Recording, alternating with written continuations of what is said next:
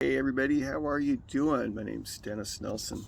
I am 55 and today I am working on reinstalling a, uh, I believe it's called a Pre Alpha Mercruiser lower outdrive, and I've been working on cars, bikes, trucks, boats for a long time. I was a professional mechanic for close to 20 years. Anyhow, this is one that I have not worked on before prior to buying this boat, about a month ago. And, finally got the rockers and everything adjusted. Anyhow, I'm going to dive in here. So, what's happened is I've got a shift arm in the upper gearbox that's not staying put. And I've searched all over the web and I can't find anything that addresses this issue. So, I want to use my situation for those of you that might get stuck. Now, the deal is when you drop the outdrive, you want to make sure that your boat is in forward. And what I found is my lower gearbox is so good that it will automatically clock itself clockwise on the lower end, which puts the lower end in forward gear. And so, anyhow, I'm going to pop down here. So what was described to me on these pre-alphas, this unit here, it's got the fins. The other thing is my fist barely fits in there. Actually, I override it. From what I understand on the Alpha 1 and the Alpha 2s, they stick out, probably about that much further from the tip of my finger to my thumb. So, anyhow, here's our drive. And I'm going to take you down here. We're going to see if we can actually get in there. So what you see that I did here is I stuffed some toilet paper up here. Actually some, what was that? Paper towel. I'm going to pull that out.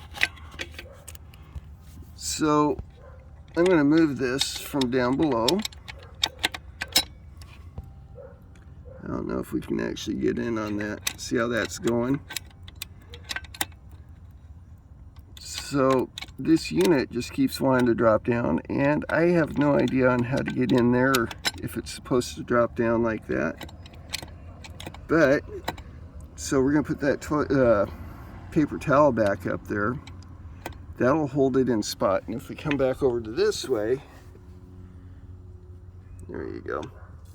That's your shift arm. And you can see that's about an inch of up and down play. So I'm not going to actually walk you through me putting this back in, but I am showing you that there's a way to hold that in spot.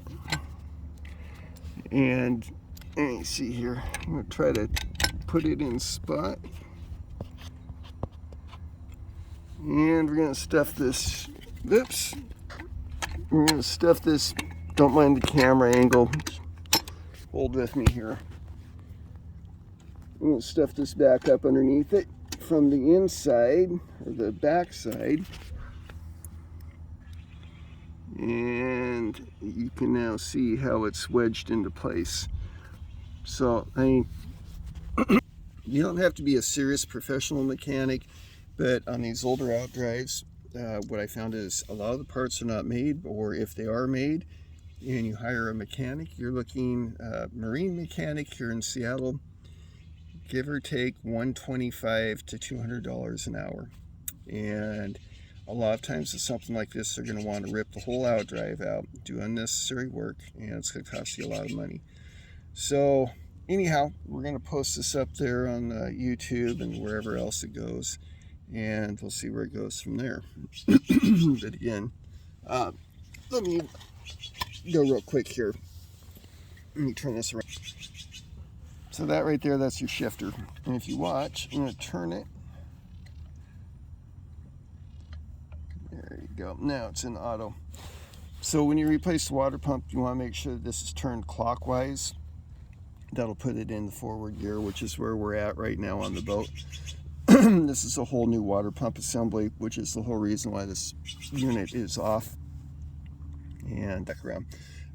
What happened is I had it in there, everything was working fine, but the boat started overheating. And I guess we're going to make this video a little bit longer.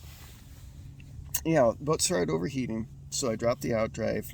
I pulled the housing here.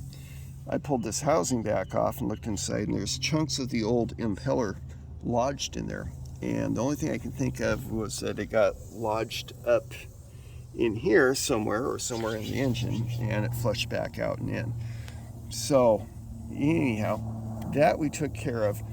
I did fire the boat up prior to putting the outdrive back on, and the boat was again overheating. And so on this one, like I said, this is a 1966 Sabercraft with a older GM 153 110 GM 153 110 horsepower 4-cylinder. And what I found on this is that they put a thermostat in here, and I'm still scratching my head as to why they put a thermostat in this boat, being as it's a raw water cooled and there's no heater. And the only reason for a thermostat in my mind is so that you have heat. Other than that, you want to keep the engine running, as cool as you can. So anyhow, that's what I got. I'll update some videos here, and we'll show you what we've got going on here. Oh, one quick thing too. Pre-alpha, from what I understand, one of the other ways to tell a pre-alpha, you take this shaft and go all the way down. See that tit? That's only on the pre-alphas. I believe in full alpha, alpha 1, alpha 2. That tit is not there. They guarded that off. And I have no idea why it's there or why they took it off. I almost took it off this morning, but decided not to. Anyhow, that's my tidbits of information. We'll give you an update on this boat a little bit later. Bye.